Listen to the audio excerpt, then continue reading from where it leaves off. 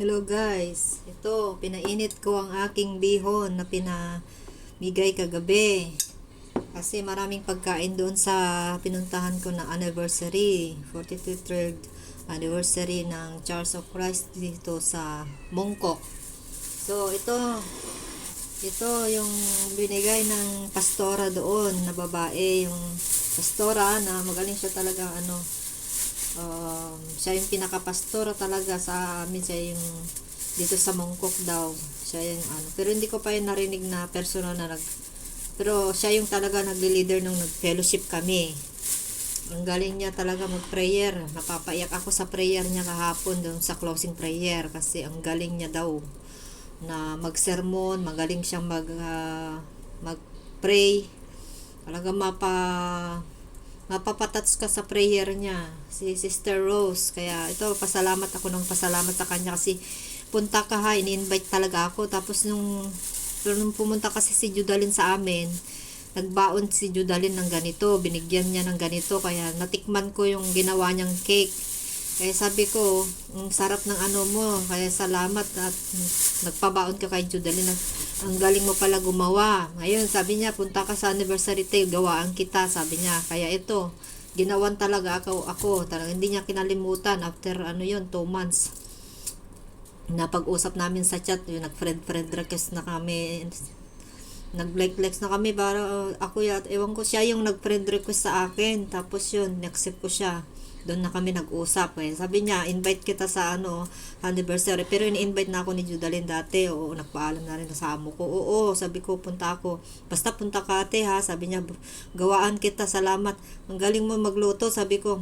Yes, ang dami niyang pinopost, mga biko, palitaw, ano ba yun, palitaw, yung bilo-bilo. Kaya sabi ko, ang galing mo magluto, sipag mo, ang galing mo, sabi ko. Ang sarap ng binaon ni Judalyn. Ikaw pala nagluto doon. Oo, gawaan kita te. Basta punta ka, ito, buksan natin. Ito na yung tanghalian ko ngayon. Binabuon niya ako. Tapos nagbigay din ako ng chocolate, pero ayaw niya. Kaya binigay na lahat kay Judalyn, yung tag-isa silang chocolate na binaon ko sa kanila. So, magbigay din ito ng ganito kay Judalyn. Ano to? Banana cake. Banana. Wow! Ang ganda guys. Ang ganda. O, diba? Pag bilhin mo to, mahal kaya. Ang galing niya talaga guys. O, gumawa. Experto talaga siya. Parang nasa, galing sa mga mamamahaling bakery. Oh, 'di ba? Ang sarap, guys. Oh, hinati niya pala, guys. Kaya pala tag-isa kami ni Judalyn, nakahati. Mahaba pala yung lagayan niya. Ayan, nahati. Pero ang sarap. Tikman natin, guys. Tikman natin. Ayan. So, sabay natin dito. Dahil wala yung amo ko. 1 week na naman daw na wala yung amo kong babae. Kaya malaya ako kumain ng gusto kong kainin. Pinoy food. Meron pa akong kape, oh. So, hindi ko maubos to at maghati lang tayo ng konti. So, madami na akong hugasin. Di pa ako naghugas mula ng umaga. So, para minsan na kalilinis ko lang kasi sa CR, guys. Ako lang mag-isa. Sunduin ko yung alaga ko mamaya 3:00. Kaya, ito na yung pananghalian ko. Hindi na ako magluluto ng kanin. Kasya na to kasi may bihon. Buti na lang. Sabi nila, gusto mo ng spaghetti. Nahiya naman ako. Yung bihon na lang kasi marami, sabi ni Judalyn. Kasi kumain na rin ako ng spaghetti kagabi. Kaya itong bihon, meron silang isang medyo panis. Kaya nagdadalawang isip din ako dito sa kumuha. Meron daw yung iba na nagluto din na hindi panis. Kaya ito. Masarap guys. Tinikman ko na kanina. Ito. So, masarap din ito. Natikman ko na yung unang dinala ni Judalyn.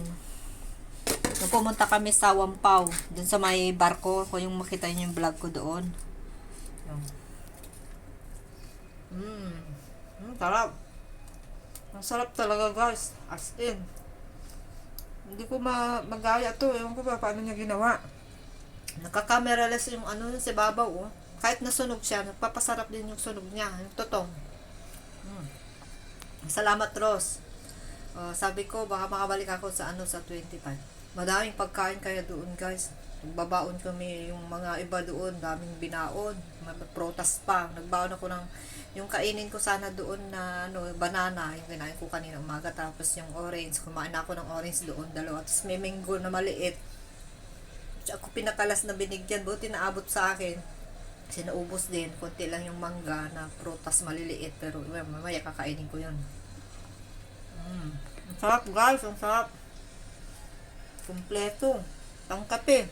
Yan, meron pa tayong kopi. Kaso lang, hindi na mainit.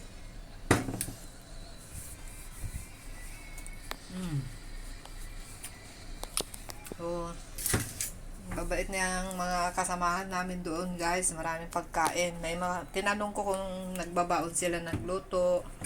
Mga ano, binaon nila yung pang lunch namin. Niluluto nila baon kanyang share yun. Pero sabi ng asang kasama namin na mas matanda sa amin, na sa saring leader doon, ano daw, by cluster daw, meron daw talaga naka-assign na magluto. Tinanong ko kung may nagluluto doon sa kusina nila doon sa church namin, bahay ng pastor nila, ng preacher namin doon na Amerikano. Ginawang church, meron siyang space din doon na mahaba. Nakita nyo naman yung live ko kahapon. May kusina din doon. Doon nila kinukuha yung mga nirep nilang mga macaroni. Sabi ko, nagluluto lahat sila dito. Sinong